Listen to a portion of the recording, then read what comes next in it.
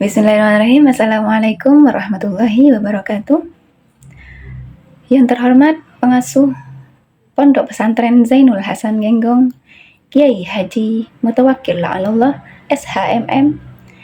Yang kami hormati Rektor Universitas Islam Zainul Hasan Genggong, Dr. Abdul Aziz BAMAG. Yang kami hormati kedua orang tua. Dan di sini saya atas nama Lailatul Hasanah dari Prodi Manajemen Pendidikan Islam, Fakultas Tarbiyah. Di sini saya akan melaksanakan presentasi PowerPoint dari proposal yang saya buat. Baik, mengenai judul proposal yang saya teliti yakni Implementasi Manajemen Kurikulum Merdeka Belajar di Madrasah Ibtidaiyah Darul Ulum Leces Probolinggo. Latar belakang dari judul ini yakni perlu kita ketahui bahwasanya kurikulum ini memuat semua program yang dijalankan untuk menunjang proses pembelajaran. Proses pembelajaran di sini tidak hanya pada administrasi, melainkan menunjang keseluruhan yang dituangkan dalam segala proses pembelajaran kurikulum. Nah, sejak 2022 Indonesia sudah menerapkan kurikulum Merdeka Belajar. Nah, maka dari itu di sini yang menjadi poin saya yakni membahas tentang kurikulum Merdeka Belajar yang ada di MI Darul Ulum. Mengenai rumusan masalah yang pertama yakni apa yang pertama kali dilakukan oleh kepala sekolah untuk menjalankan kurikulum Merdeka Belajar. Yang kedua, bagaimana perencanaan manajemen kurikulum Merdeka Belajar yang diterapkan di sekolah tersebut. Dan yang ketiga, bagaimana hasil evaluasi yang ditemukan setelah melaksanakan proses pembelajaran kurikulum merdeka di sekolah. Nah, di sini yang melaksanakan evaluasi pasti dengan hasil dari pengontrolan kepala sekolah dari bagaimana yang kepala sekolah lihat dari guru tersebut, bagaimana dari guru itu mengajar. Dan yang tujuan penelitian.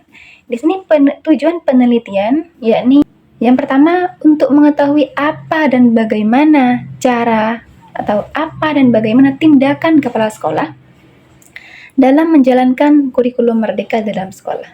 Dan yang kedua, bagaimana perencanaan yang dibuat oleh kepala sekolah dalam mensukseskan proses pembelajaran yang diterapkan dengan kurikulum Merdeka Belajar. Dan yang ketiga, untuk mengetahui hasil evaluasi yang didapat serta mencari jalan keluar apabila di situ ada masalah, ada permasalahan. Jadi kita melaksanakan evaluasi dan menentukan jalan keluar, bagaimana jalan keluar dari permasalahan yang ada di sini. Baik. Dan manfaat dari penelitian. Di sini manfaat dari penelitian ada dua, secara teoritis dan secara praktis. Secara teoritis yakni untuk menambah wawasan luas mengenai adanya kurikulum Merdeka Belajar. Dan secara praktis ada dua yakni manfaat kepada sekolah sendiri dan manfaat kepada peneliti selanjutnya. Manfaat kepada sekolah yakni sebagai acuan dan pertimbangan bagi pengelola sekolah dalam membuat kebijakan pengembangan kurikulum merdeka. Dan manfaat yang kedua untuk peneliti selanjutnya yakni bisa dijadikan referensi, bisa dijadikan acuan dan bahan referensi, termasuk apabila judulnya mendekati dengan judul yang saya teliti saat ini. Dan landasan teori. Landasan teori yang pertama, pengertian kurikulum merdeka Pengertian kurikulum merdeka di sini ada 3, yakni berbasis kompetensi, pembelajaran fleksibel, dan karakter Pancasila. Dan yang kedua, yakni implementasi manajemen kurikulum.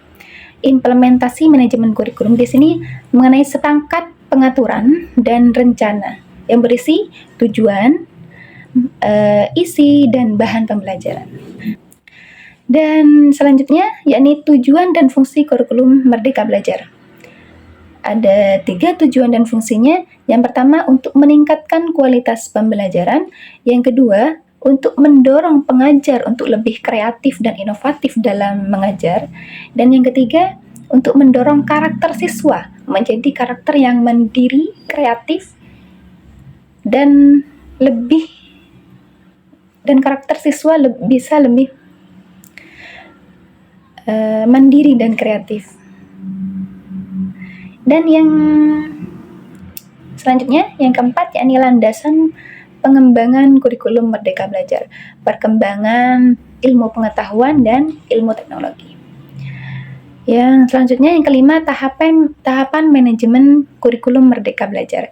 Ada 3 tahapan, yakni perencanaan manajemen kurikulum Merdeka Belajar, pelaksanaan manajemen kurikulum Merdeka Belajar, dan evaluasi manajemen kurikulum Merdeka Belajar.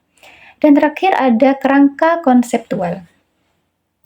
Kerangka konseptual di sini yang mengembangkan potensi peserta didik dengan cara meningkatkan kualitas tenaga pendidik di dalam sekolah atau yang biasa kita sebut dengan guru. Jadi dengan kita mengembangkan kualitas guru, kita bisa meningkatkan kualitas peserta pendidik.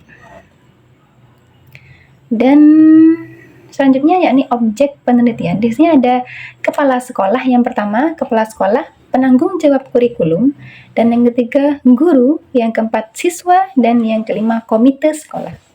Dan metode serta model penelitian yang saya gunakan pada proposal ini, yakni metode dengan model penelitian kualitatif deskriptif yang berupa tulisan,